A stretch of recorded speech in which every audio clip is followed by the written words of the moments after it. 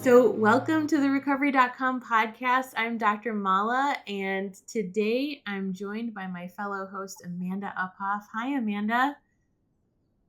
Hi, Dr. We're so Mala. excited to have Dana Sedlak with us as a certified eating disorder specialist and consultant with the IAEDP. Dana is widely developed and also develops herself programs and shares her expertise across a variety of different environments. Inspired by her own recovery, she passionately enhances understanding and treatment of eating disorders, making her a respected figure in the mental health community. Dana, it's wonderful to sit down and talk with you today. Welcome. Thank you so much for having me. I'm so excited to have this conversation together. Yeah. So, can you share your personal journey of recovery and how it's influenced your professional path? Of course. So I developed an eating disorder in middle school. So around eighth grade is really when I would say it started, though, right? We all know that there are many things that happened before that moment. I would describe it as a perfect storm, right? Where there were so many different things happening in my life at that time that really kind of set me up for the actual development. And whether that was my temperament as a kid, whether that was I was an athlete at the time, I also experienced a lot of grief, which I think looking back that I didn't really know at that moment, but really, really impacted my sense of the world. And so when we think about it from the beginning, I unfortunately weirdly got diagnosed with mono. And because I was an athlete, being very sick for a long period of time and not being able to go to school, not being able to have energy, not being able to do all the day to day things in my life, it's the thing that ignited my eating disorder. And so, again, it's this weird idea of like it was the thing, right? But really, there was such a larger picture that was actually impacting it. But I think that is always something really interesting because I think sometimes we don't necessarily hear something like that and we kind of only see the emotional aspect. And what was also happening was, as we know, there's a lot of habituation and engagement in behaviors. And so I really feel like I became so consumed with some of the things that were happening because I was just routinely participating in them at that time. And then everything emotionally in my life really feels like it escalated things and maintained kind of the continuation of those behaviors. And so it never was this direct moment of choosing to change my body or wanting something to be different. It was really a physical manifestation happened where I had lost weight. I didn't feel good. I was pulled out of everything in my life as a teenager that mattered, frankly. And then I really didn't know what to do about that. And so that really was the start. And then I think it was pretty quick that I realized there was something really wrong. And it was very clear that I didn't want to be doing the behaviors that I was doing, but I had no idea how to stop them. And I think it just became louder and louder and louder that it came to a head. And I essentially wrote this long letter to my family saying, I think I have an eating disorder. I cannot handle this anymore. Like, someone needs to step in and help me because I just don't know what to do about this anymore. And then my journey began of several treatment centers, and we can of course go into any details of those, but that's really where recovery and life started, and having to really figure out how do I actually challenge this thing that I know in some ways is an eating disorder, but I have no exposure to it, no awareness of what that actually means beyond the definition of it, and actually now figure out how do I recover from this long term. Absolutely remarkable and so trying. You mentioned that you wrote a letter to your family, and I Yes. think it would be great to hear, if you're willing to share, what was the narrative that was going on in your mind that got you to the place of saying, yeah, I'm ready to write this letter and this is how I'm going to write this letter. I mean, the amount of courage that it takes to even do that is so immense. So wonderful that you did. So glad that you did. But would you mind sharing that narrative? Yeah. And Amanda, go So ahead. Yeah. Well, I'm curious how long you had struggled before you Mhm. wrote the letter. So I can't remember specific amount of months, but it was under a year, I would say. Probably 3/4 of a year if I was the most Mhm. accurate. So very lucky intervention wise, because we know the earlier intervention, the higher likelihood, right, of recovering, and so positive in so many ways that I figured out what it was per se, right, and had the ability to say, right, I can't do this. I remember such a vivid memory of we have pizza Fridays every Friday in my house. And that was always something very exciting, right? Like selecting what pizza restaurant we were going to get it from. And I loved pizza. And it was just a nice end of the week tradition that we had. And it was another Friday had rolled around. And again, it sounds so trivial, but I just remember it so clearly being like, I feel so out of control around this idea of like how badly I want to be able to sit down and have this thing that I know that I love, knowing that I can't, knowing that the eating disorder will absolutely not allow me to do that. And now on top of that, I have to figure out how am I going to get out of this when everybody else in my life also knows how much I love sitting down and having this meal. And when there's traditions and routines of things, I think they add up very quickly of patterns, right? My family starting to be like, what's going on? Feeling like I'm lying, feeling like I'm having to figure out what was a lie I said the week before, feeling also just like, how do I sit here and actually fight this? And that emotional distress and that emotional anxiety leading up to knowing that it was pizza night. And this can be a substitute for any meal, of course, but I just couldn't tolerate it anymore. I think I just got to this breaking point of like, I'm crying all day long out of the distress of not being able to manage something like pizza. And that was like enough at that moment to just say, I can't feel this every single day of my life because whatever I'm trying to do to make it better is not working. And I had enough information at that point that I could not just really pull myself up by the bootstraps myself and figure it out. Yeah. And writing for me was, I loved writing. I was very passionate about it. I felt like I could really communicate how I felt through something like that because there'd be no way I could actually sit down and verbally have that conversation with my parents. But writing, right, was a really safe way of saying, like, I need you to pause and really listen to me while I explain this to you. Yeah. Yeah. What was the fear factor as you were doing it? What were the fears that you were experiencing? I think a lot, right? I think, who am I to say that I know what's going on? I think there was this weird feeling of, I don't know if it was imposter syndrome, but kind of like, how would I know that this is true? And like, what's the risk of saying I have an eating disorder if that's not what I have? Like, for some reason, that felt so shame Mm, inducing, right? When like, maybe it's not a big deal. Maybe I'm just experiencing something that everybody else in the world or all the other adolescent females might also be experiencing. And so feeling like, am I being dramatic, right? Am I making this to be something way more than yeah. it is? Which was a theme as me as a person Mhm. that was really difficult. So I think that there was a very big dilemma again in that moment of remaining small, shrinking myself, not wanting to take up that space in that emotional way of like, no, I know this is true. As well as just what is everyone gonna say? Are they going to be mad at me? Are they going to be angry? Are they going to feel like they now have this whole burden and responsibility that I'm kind of handing to them as my parents?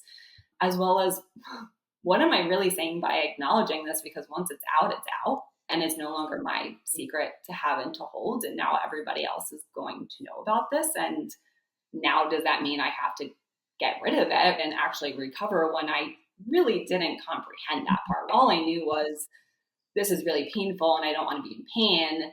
But I wasn't really at that point of saying I Sure. know what it takes to get Right. And better. the fear also involved with thinking about what you're committing to as part of the recovery process because they're in the habits that we form. And it doesn't just have to be in this realm, but in any habit, right? There's a sense of comfort that comes with the habit, even if it's not good for you, right? So being able to confront that reality, like, wait a second, I got to challenge that now.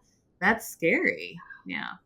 It was very overwhelming and very terrifying because, of course, there was a swift reaction. Not of course, I was very blessed. There was a swift we're getting you help. But then there was a swift also panic, right? Of what did I just do? There was a moment of relief of, okay, this is no longer just mine, right? And someone is going to help me. But then there was also probably a bigger moment of panic. Yeah. Dana, I'm so glad that you mentioned the concept of, am I being dramatic? Is this even real? I am also in recovery from an eating disorder.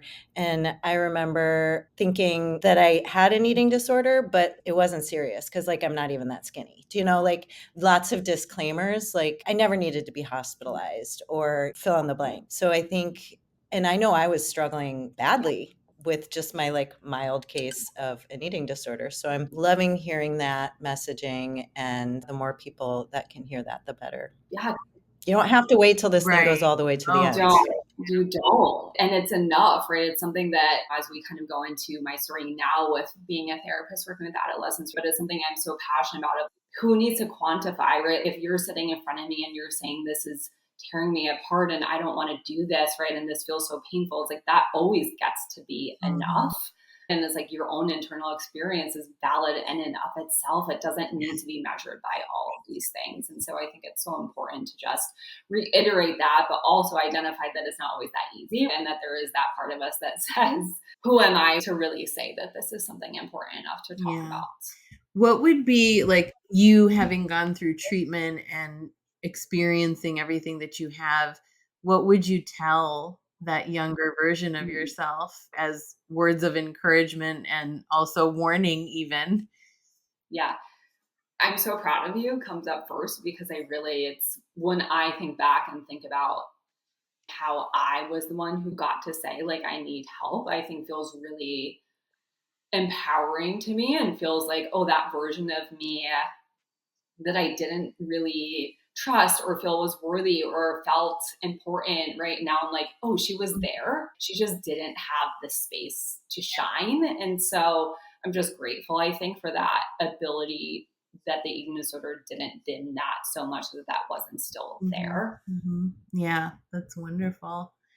So, having gone through programs and curricula, and also now being in the space where you're providing treatment for, Yeah.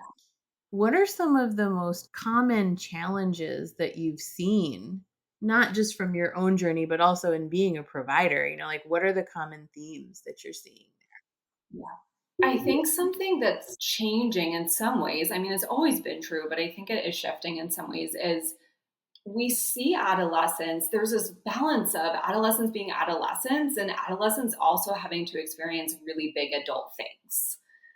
And I think it can be easy to feel like, in some ways, adolescent issues are smaller and more minimal and not as impactful and right, they're developmentally appropriate when really they're dealing with so many big things that are leading to very, very, very big emotions, right? If we even think about COVID, if we think about everything that's happening in the world that we've experienced as adults, they've experienced as adolescents, right? With even less resources, less skills, less normalcy, stability in their lives, that then lead them having to figure out what do they do with all their experiences in the world, right? Where do those things go? And I think, of course, that's not just specific to those things that I've identified, but I think we're seeing a lot of identity formation, like hindrances to identity formation in some ways, things that have stopped that from progressing in the ways that the rest of the world really got to Yeah, have.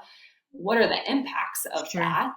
Mhm, As well as really a culture that's just aging pretty quickly and also having to keep up with everything around mhm. them. And so to me, identity formation is really at the root of so much of the work that I do because I think it can go into so many different domains, so many different areas, as well as really helping to facilitate just tolerating emotions more consistently. What are the actual things that we do to tolerate emotions besides quick Yeah. fixes? Because those quick fixes help us and we're primed to have those in our lives, and they only help to a point. And I think what I see is there's a lot of responsibility that teens are taking on for the rest of that, when I always say, if you don't have the skills, you don't know what else to do. What's the function of blaming yourself or critiquing yourself or being mad at yourself for reacting a certain way or having a certain emotional experience if you've never been taught to do that differently?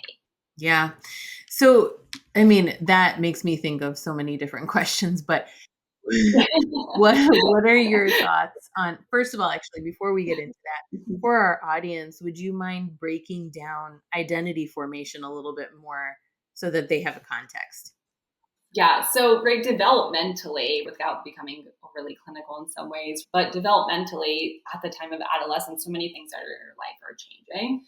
And so whether that's an inclusion of family dynamics, or that's an inclusion of who are you academically, who are you outside of school, right? Are you an athlete? Are you interested in a certain hobby, right? I think a lot of the times we can generalize people very easily at this time in someone's life of like, if you're an athlete, that's who you are. Or if you are in theater, like you're a theater kid, right? Like these nuances that really take away the actual day-to-day awareness of who we actually are. And I worked at Montanino in the past, and the concept of soul self, right, rings very true to me as an individual provider of who are we at your core. And when we take away the noise of everything around you, who are you? And that's a very big question, Mhm. right? And I think there has to be space to let that evolve and to let that grow and change and develop. And so to me, identity formation, right, in the room is really providing the space to ask some of those curious questions to help somebody figure out, right, how do I get a little bit closer to me instead of farther from me? Yeah, that's great. Because sometimes we get so far away Mhm. and then something changes and then we don't even know how to get closer back Sure, to sure. ourselves.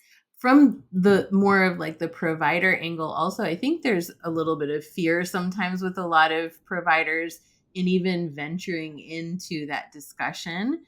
What would be your advice to providers, new providers, current providers, to be able to venture into identity formation in an effective way? I think if we don't, we're just missing too much, right? Like, I think it's very easy to feel like you follow a textbook of how to treat an eating disorder. And to me, that just is not how it goes. I just don't think that we really capture everything by doing that in this way of if we go solely on the behavior, right? Yes, there's of course behaviors that we need to minimize and decrease and ensure that there's stability and that everyone is safe to be able to then do this work, of course. But if we only do that first phase, all we've done, in my opinion, is remove the behavior. So either the behavior is going to come back or a different behavior is going to take its place.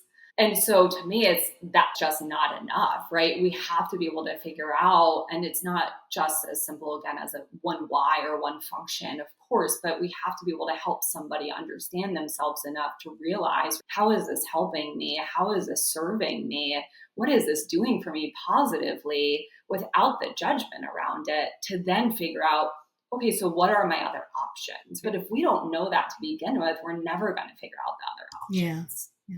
This identity formation, I'm so curious. You mentioned COVID, and then the talking about identity made me think about how much easier it is to virtually portray an image of yourself that is not necessarily authentic. Yes. So I'm sure that the more we move into a virtual existence, the bigger disconnect there is in having our outsides match our insides. I'd love to hear your thoughts about what that influence is having on adolescents, but frankly, everyone in terms of eating disorder.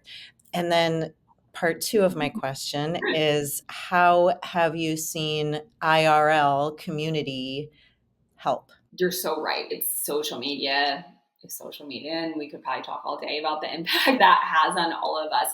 I do think that it unfortunately can be another way that we're showing a version of ourselves, right? Or we're showing a version of ourselves that might be true, but it's still not including the rest of us, right? And then we're probably still getting some positive reinforcement for that version of ourselves because it's often the one that's the most shiny and perfectionistic and the one that we want everybody to see.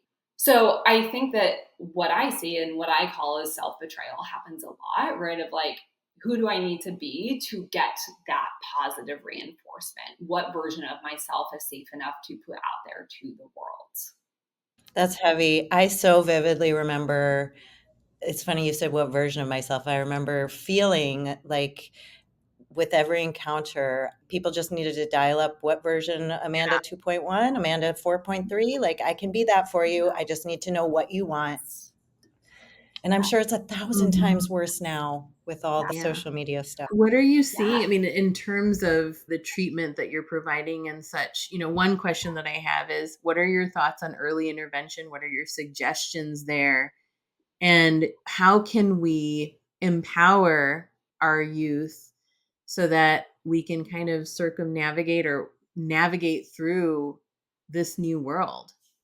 It's hard, and it's probably such a loaded question that I don't even know if I am the one that has the answer to that, right? Because it's just so systemic. And I think this is where the work is so passionful, because it's the micro level, right, of what we can do in a room with a client. And then it's also what are we doing systemically outside of that, which I think that why getting better for so many people can feel so hard, because I might be able to do that in a container, in a contained place. But now when I have to do that in the world, that feels very, very, very different. But I do think the stronger someone's values can be, the stronger it is to really feel closer to yourself. And so to me, values really go hand in hand with identity formation of what matters, right? If there's a part of a client who says, I feel like I need to do this because of X, Y, or Z, we may talk about, okay, is there another part of you too? And I may just elicit that other part, where I'm not here to say you should do X or Y, that's never my place, but I'm here to say, what are all the parts of you saying? And how do we maybe make those a little bit stronger potentially? How do we clarify what your gut is saying versus what a different part of you is saying? Because we talk ourselves out of our gut a lot, right? We don't know how to listen to our gut. We don't know what our gut even is. And so I also really like to figure out, how do we strengthen that? How do we know what that is? How do we know what our voice is versus our best friend's voice, right? Sometimes I may ask a question when they may say something that I may feel like, I wonder if that's them, right, at their soul. I may say, like, is that what you think? Or like, is that also maybe what someone else has said to you at some point in time? And that may help them step back and think. And the goal isn't to always get a yes. The goal is to get them to think about that, to think, have I interpreted something from my best friend? Have I listened to something my mom has said over and over and over again? And now I think that is my own truth, right? Or have I seen that on social media, right? Being able to differentiate those voices so that they can feel stronger and more intention about the choices that they're making versus changing the choice or feeling like it's wrong, right? I want them to just feel like they're living a life of purpose that's true to them. And that's going to be the biggest protective factor in that. Yeah. Yeah. What would you recommend? What are some of the tools that you like to recommend for that early intervention piece, and also to continue to empower our youth the way you're saying right now and describing? I think early intervention, right, has to happen systemically too, because again, you can't be thinking that people are going to individually be saying this is what's going on, or that a parent is going to automatically know that too. And I think there can feel like there's a lot of blame and shame in parenting, feeling like it's a parent's fault or that they didn't see something and how could they not see it. And I think we all have to be part of that. I think that needs to be at the doctor. I think that needs to be at the dentist. I think that needs to be in the school system, right? I think it needs to be everybody being more educated and knowing, how do we start to see these early onset signs, and how do we step in before it also has to be kind of like what you were saying before, Amanda, like, why does it have to be full blown, or why does it have to be a diagnosis for it to be worthy of stepping in and providing hope around? Because the reality is, once the disorder is really acclimated to a certain point, we know intervention is a lot more difficult. So how are we stepping in on things like temperament, right? How are we stepping in about just managing emotions earlier? Really, the basics of emotional experience just need a lot more holding and support. And to me, if we're doing that, we're not just preventing eating disorders, we're preventing a significant amount of mental health conditions. Right. Well, there's eating disorders, and then there's disordered eating. And the disordered eating is such a broader spectrum. I'm going to ask a very personal question, and that is, what, if anything, is happening in the landscape of treating eating disorders to sort of address kids of adults with eating disorders are much more likely. I think the last statistic I heard was like 75% more likely to develop an eating disorder of their own. And even though I like to think that I was very conscious all the time with my daughter watching, she still developed her own anorexia when she was finishing up her 8th grade year. And we did catch it super fast because I knew what I was seeing. But God, if only there was something we could do to kind of nip that in the Yeah. bud before it even happens. Would love to hear insight from both of you on this topic, selfishly. Yeah. Mala, do you want to? Yeah. I mean, Amanda, the fact that you said you were watching and you caught it, that's such a wonderful thing. The biggest thing that I always recommend is keeping open communication and observation. You have to be integrated into your own family unit as best as you can and have the conversations as much as you can, just as a first step, as a preventative, as part of the family culture. But even when that happens, it can happen. It does happen, right? So, I think my message to parents who are doing that is that you're trying and that matters. And eventually, usually, that will get noticed. So don't worry. Like as long as you're making that effort and you're trying and you're keeping those lines of communication open, that's a great first step. It's a good initiative. Moving forward from there, of course, treatment wise, like the minute you see it, get the treatment, start the treatment, talk about the treatment. Again, going back to communication, the more we talk about it, the more we're destigmatizing it, right? The more we're telling them and letting them know this is okay. It's okay for us to talk about this as a family.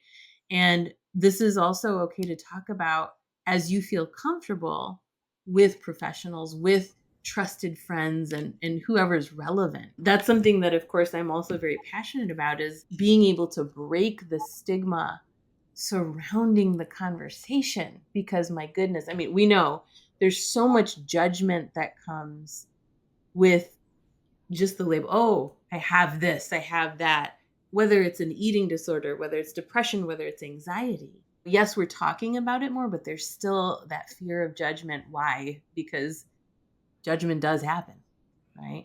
So my umbrella statement is communication is huge. Having the conversations imperative. When you catch it, continue to have the conversations, be involved, and keep the lines of communication open. So that's what I would say for now. Dana, what are your thoughts? Yeah, I mean, you said it so well, right? I do think communication is the foundation of so many things, right? And we know that, eating disorders also are an illness around communication a lot of times, right? And the difficulty of communicating and expressing. And so I think you modeling communication is so profound on that level, right? And being able to share your own emotional experience and modeling what it's like to have emotions and what you do to manage those emotions throughout that process of, wow, like what a hard thing to be a mom, right? Who's experienced something so difficult and seeing your daughter that you love so deeply now experience something that you also had such a difficult time with, right? I can only imagine the depth of how painful that is to observe without placing blame and shame again on yourself. But I think just continuing after the communication and kind of further down the line, something that I see in parents is also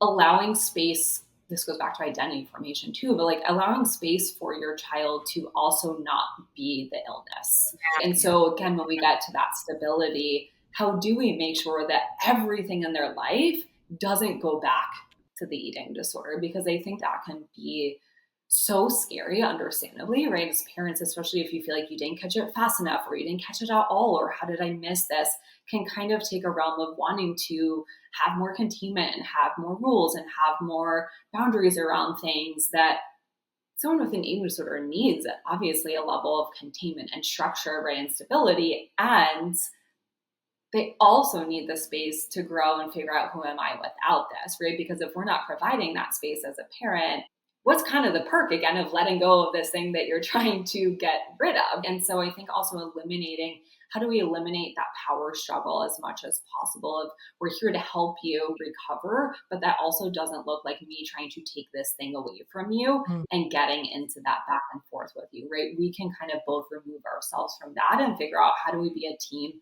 against the eating disorder, is what I always try to phrase it as, right? Like, mom and daughter, you are a team against the eating disorder. It's not mom against you, right? Because it can feel that way. And so how do we kind of create that community and that connection in that way? I love that. I love also going back to what you said is so true. The idea that when you have the diagnosis is your identity.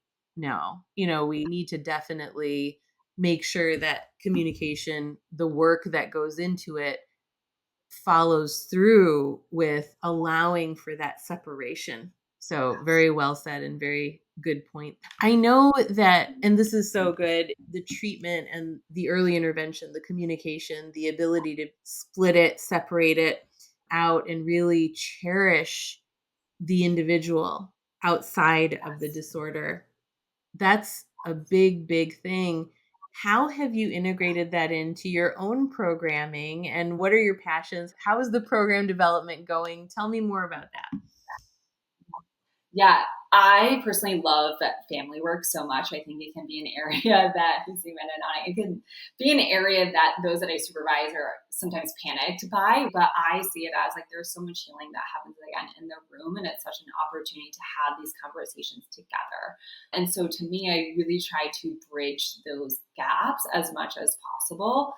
And whether that is having a client be able to share to their mom, right? Like, these are the things I'm learning about myself, right? Let me be excited to tell you these things, and having a parent be able to embrace those things and be able to see that as progress, even if maybe the eating disorder hasn't wiggled so much differently. What are the ways that we can really help them understand the work that's being done? Because I think it can feel confusing sometimes when it doesn't look a certain way to a parent, and it can feel like, why aren't you fixing my child, right? You should be talking about this, or you should be talking about this. And giving that autonomy back, I think, to an adolescent is so important, of like, what do they want to be exploring? What are their strengths? What are the areas that they want to be figuring out about themselves? And then how do we bring that back in to the room with the parents to be able to really say, these are the things that are difficult, right? And this is what I need from you at home, right? Or meal times are really hard for me for X, Y, or Z reason right now. And while in the past we might have done something different, this is what I now need. So really holding them through that transition as much as Right. possible. And of course, the level of family work is going to look different, but I don't see a world in where it's really hard to not incorporate that. And again, family can look like anything. That doesn't have to be, right, the stereotypical family units. That can be anyone in their life that we're really seeing as foundational support. And how do we get them talking as much as possible? Yeah. So, what programs are you developing right now, and what is at the core of the programming that you're emphasizing? I'm hearing it, but I'd love to hear more about it. Yeah. For a program that I currently work for, we really believe in treatment at home. Our model really centers around this idea of recovering in your life. And that is not to say that going to a higher level of care or seeking other types of treatment are not important and valid at their own time. It's really just this idea that there is so much that's happening in your own world. And how do you get support in that moment versus, again, this extrapolation from your life, figuring things out, but now having to go back into your life and now assign those things, that's a very difficult task. So we really try to model, right, how do we help somebody get better in their home and in their life? And what are the wraparound supports for that? And so if someone's in therapy with us, they often also may either be in our programming, which is several meal supports, several therapeutic supports, goal setting, wraparound care, as well as nutrition support. Or if they're potentially in a later stage of their recovery, but they still need more support than just therapy, they may be in our coaching services Mm. as well. And so I love Yeah. that part so much. And I feel like I kind of gub around it because I just feel like it's an area that is Mhm. lacking too a lot. Mhm. And so having that adjunctive support, right? I have a lot of clients who I see as a therapist, and then they may also get body image work. And so they have a contained, safe place of really focusing on their body image distress and focusing on those skill sets that we just don't have the ability to talk about in the same way when their life is also happening. And there's that competing need of, I have to talk about everything that's happening now, but then I also have this very big area that I'm still having difficulty with. So I think that that's something that's really positive, is also being able to have two people also potentially, right?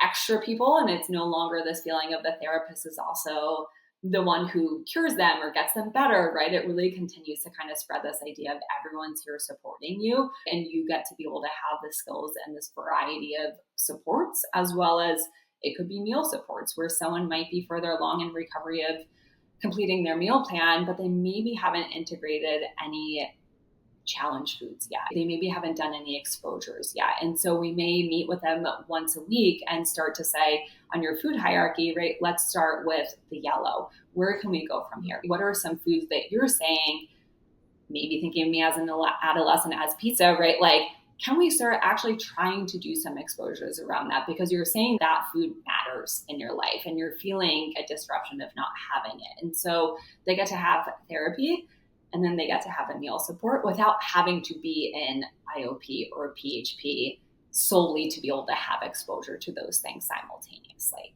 I'm going to jump in. This is so exciting for me to hear. So, Dana, I'm also in long-term recovery from substance use disorder, where peer support and recovery coaching have been on the scene for the last few years as like it is really helping people recover.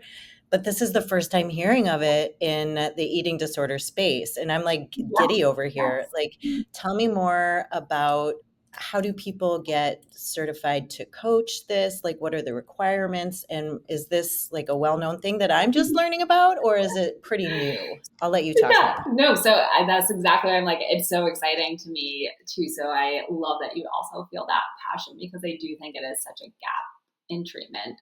So I think there's a variety, right? There are certain platforms where you can actually get credentialed to coach, and you can absolutely go to those places, right, to have a coaching certificate per se. Where I currently work, that is not the way that it is needed or required, right? Most therapists provide therapy and coaching, and really we allow for that flexibility to have both skill sets, because I think both are so valuable and important. And I think it's really beautiful to like change that part of the brain sometimes and be able to say, like, okay, what are the actual goals in some ways? What are the behavioral interventions that we're looking at? What are the day-to-day things that we can focus on too? And so where I work, again, you have the ability to do both of those. And so most are master's level clinicians who are providing the coaching services. Both for the same clients? Yeah, Or like you would be a therapist to one client and a coach to, okay, cool. And so lived experience isn't a it is not a requirement? requirement. Yes, Cool. yes, yes. Thank you for I love educating it. No, us. I think it's so important in so many different realms. Amanda, you mentioned also for substance use disorder. I mean, coaching is Yeah. remarkable. I can't back it up enough in terms of integrating it as another support system as part of aftercare, continued care. I mean, it is just very valuable. This might be where you're Yeah. going, but I was going to reiterate, right? Like, long-term Yeah. care in eating disorder recovery doesn't exist like it does, I think, in substance abuse, right? You have the ability to go to 12-step meetings. You have the ability to continue to really work the program in some ways, right? And with eating disorder care, it's very much this feeling of like, if you're not in that higher level of care, you're seeing a therapist, and then it's kind of like, okay, right? Like, Yeah. you're on your Yeah. own. Yeah, you're on your Yeah. own. And so I find such value, again, of minimizing the stigma and this idea of like, you can get help and you can have support in a way that doesn't, again, have to look so specific, right? That gets to be a once a week session outside of therapy. And that doesn't have to mean anything about your recovery in a negative way. That doesn't have to mean that you're in the middle of a relapse if you're not. And also, if you are, what a beautiful thing too, to be able to step in and start with something to get you back on track that, again, might not disrupt your life in the same way of feeling like I might not be able to go to a higher level of care now for some other reason. Yeah, absolutely. So aftercare, let's talk about that a little bit. It is, I would argue, sparse in this realm. So, what are your suggestions? What are your wants? What are your hopes for continued development of aftercare here? Can you maybe provide a little bit more context of like what you're seeing or noticing or like the Yeah, I detail? mean, generally speaking, like you said, just now, it is not with eating disorder treatment. I don't see long-term care being, provided in specific ways. We see it a lot more in substance use treatment. And the idea of, like you mentioned, the 12-step groups and so on. There are groups, but I'm wanting for more of a community that this population can lean on. So that's for me, it's a hope and aspiration that we continue to develop the resources and the community and the sense of accessibility, right, to those communities to be able to provide long-term care, aftercare, or build an aftercare system for each person, have them be the architect, so to speak, of what their aftercare will look like because there are resources available. That is my aspiration. So I'd love to hear your thoughts on that. I think it's so interesting because it's something that I feel like I'm still trying to understand more deeply if it's my perception or if it really is consistent. And I don't really know data around this, but a connection to substance abuse, right? And eating disorders, again, like we were saying, with 12 step, right?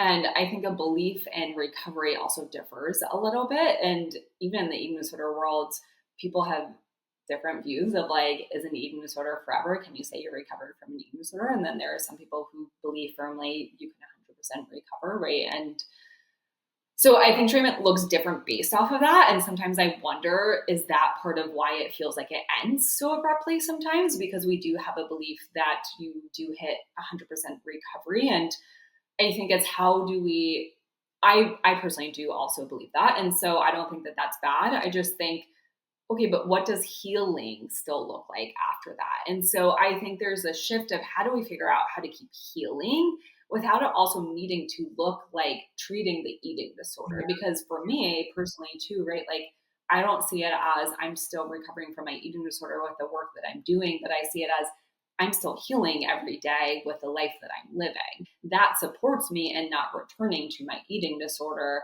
but it's not that I'm seeking services to treat me for my eating disorder. But so how do we merge that gap again of how do we help people heal? How do we create community and ways of healing and being able to understand that, yes, even if you are in outpatient treatment for X amount of time after you might have been in residential and you're doing really well, and then you decide to stop treatment because you think you're doing well, what happens after that? What are the places you can go to still heal? What are the places you can go to still practice the skills that you developed when you were in treatment? Because again, life doesn't go away, right? The eating disorder can come back at any time, or anything else can happen with your mental health at any time. And so for me personally, it's healing through community overall versus also just like healing from the Here, diagnosis. here. Yeah. I mean, that's a call for healing groups, like that. I love that idea. I Exactly. really do. And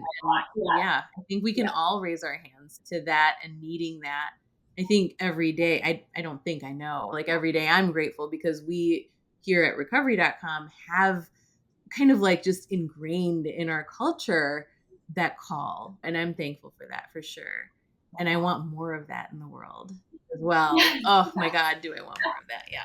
Yeah, that's my life bigger Yeah. goal, right? Is like how do we like really creating Yeah. spaces specifically also for women to just heal Hmm. and to be able to also heal the things that we might not have healed when we were in Yeah. treatment, right? Maybe it wasn't safe enough to do those, or maybe we weren't ready, right? And so how can we have the space to still do that work later on? And there are organizations that are doing this kind of all recovery thing really well. Like I think of She Recovers right off the bat. They do a beautiful job of everyone's in recovery from something and all are welcome. I've been fortunate enough to have met amazing, strong women over the years and have been a part of a few different all recovery women's groups. I mean, you might show up and talk about your eating disorder. This person over here is talking about their substance use disorder, but we're all struggling with something, and we all have something to Yeah. offer each other because they're not that different. The more of these all recovery Yeah. groups, the better. 100%. You're Powerful. here. Yeah, so Yeah. powerful. That's Yeah. So, what advice would you give loved ones, family members? I know we talked about family integration, family involvement, but what advice would you give to family members and loved ones as they're discovering something's going on, as they want to get their loved one into treatment? I think a lot of it is patient. I think there can be a really hard feeling of once we know something that feels so difficult, right? Like we just want to fix it. And I think that desire to fix can show up in a lot of ways that don't really kind of mimic how the parent feels oftentimes, right? A lot of the times they're so scared and they're so worried.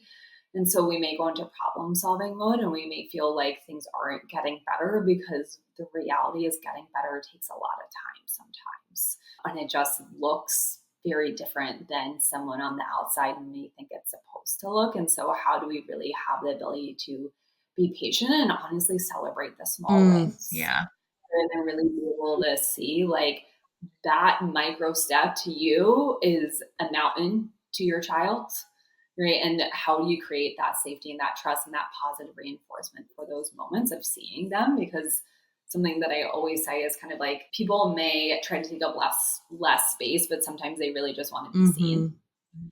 And so, how do we help them be seen? And I think practicing that patience and being alongside of them on their journey and letting them take their Yeah. time is going to be the biggest gift you can give them, because letting them take their time, again, obviously with containment, is going to let them actually make that decision for themselves of when they're really ready to Mhm. surrender. But when you start noticing those parts of them that blossom, and when you say, like, their spark is back, right? Or like the light is back in their eyes is something that I often hear, or like they're acting like a teenager again is something that I do hear. Yes, like how can we celebrate that even if you're still worried about all these other Mhm. things? What a fantastic moment to say, this is amazing, right? Like you sat with us after dinner today instead of going back up to your room because you felt so Yeah. anxious, right? Like how do we acknowledge those moments and really practice, right, just the affirming of them consistently and knowing this, that they're on the right track, right? Like they have the support. We're all doing the work. It's just going to take Yeah. time. I love it. What advice would you give to therapists and coaches in this realm? Mhm. I think people get nervous that adolescents may not want to be in treatment. And so it can feel sometimes like that power struggle is happening with a therapist and the adolescent, like I was talking before with the parent and the child. And we're scared because we're taught, right, that's not our job. We're not supposed to be doing that, right? Don't get in that power struggle. But it's hard when you may think that a client may not want to be there. And I always would want to say, like, everybody wants to feel better. Someone may not want to be able to sit there and be able to tell you, I don't want my eating disorder today. But that's also very different than, but I don't want to feel better, or I don't want my anxiety to take up as much space, or I want to be able to spend more time with my friends. And so, how do you put your idea of what treatment looks like as a provider to put that to the side Mhm. sometimes and remember that it's just a human in Yeah. front of you, right? Remember that it's a teenager who is a teenager, right? Who also wants to be a Yeah. teenager, right? And how do we create the ability for that to be exciting and fun and thought provoking without it feeling like we have to convince Mhm. them that they need to get rid of their eating disorder, and trusting too on our side with patients of that is going to Yeah. come by providing them the space for this exploration versus you needing to feel like you have to tell them the reasons that their eating disorder is Yeah. bad. They don't need to hear that. That's not helpful. They don't care. It's not going to help them. It's not going to be the thing that gets them better. And so, how do we put our own kind of professional fears to the side and be able to really just show up human to human Mhm. and let the client kind of do that deeper, really more fantastic work? Yeah. Yeah, absolutely. What would your advice be to those who may be seeking treatment and contemplating it or pre-contemplating it? My big thing would still, as cheesy as it is like it gets better.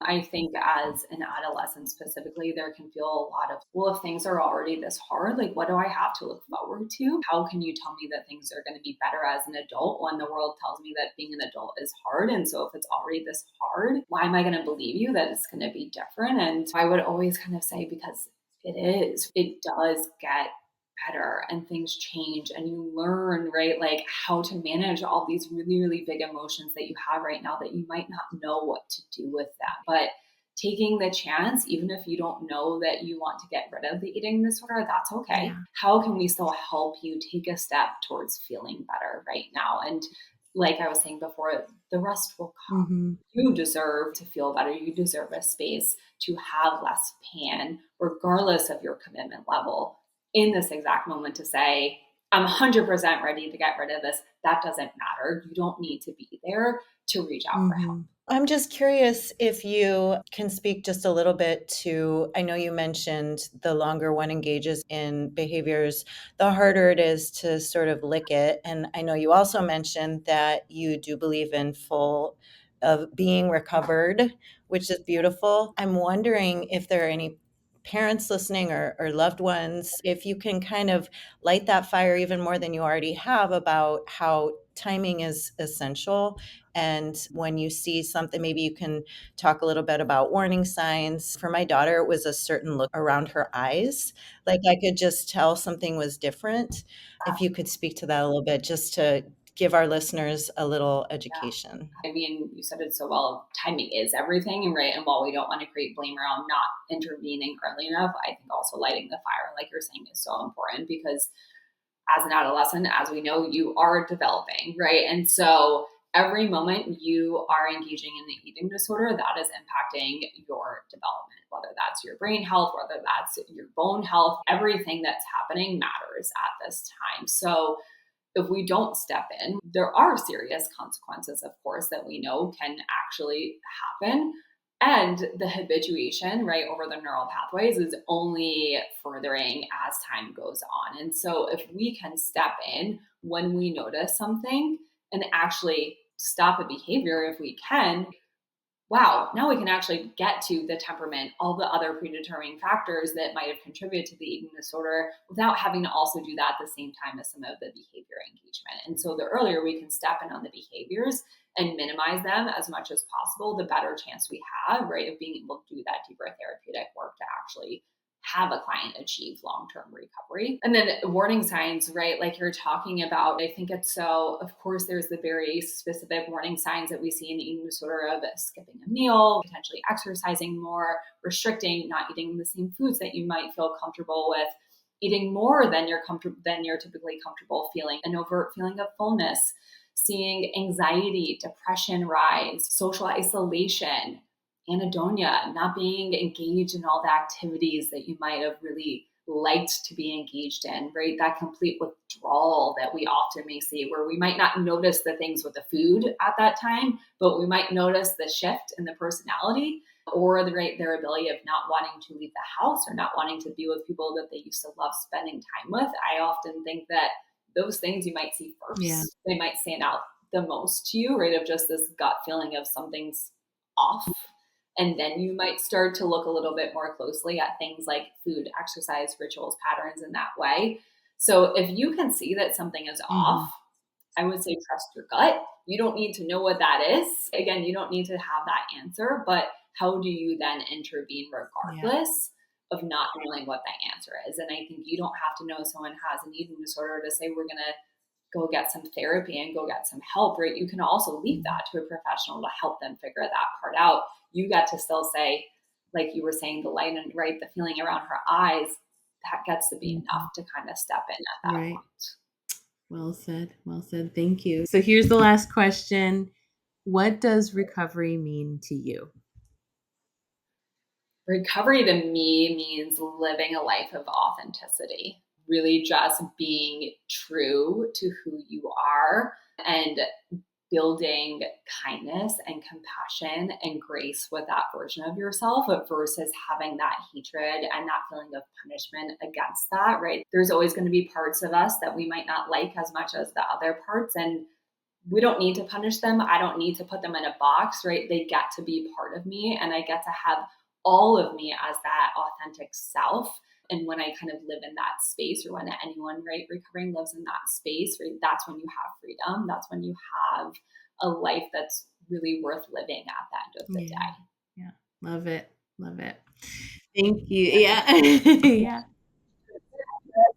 Authenticity is my favorite word on the planet. That was the best Yeah. answer. I loved it so So good, much. right? Like it just really is just so all encompassing at the end of the day. Mhm. Yeah. Well, Mhm. thank you so much, Dana. It's been absolutely a pleasure to have you on, and we look forward to talking to you again soon. Thank you so much for having Thank me. you.